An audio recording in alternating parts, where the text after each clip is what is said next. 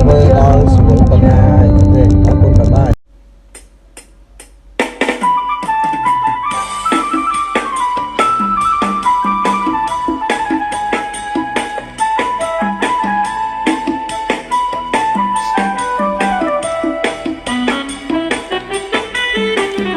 បុប្ផាក៏ខ្ទុំដែលខ្ញុំពេញចិត្ត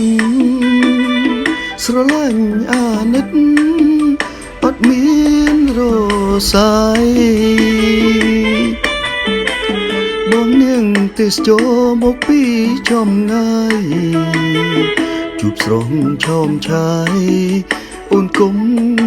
កិច្ចការ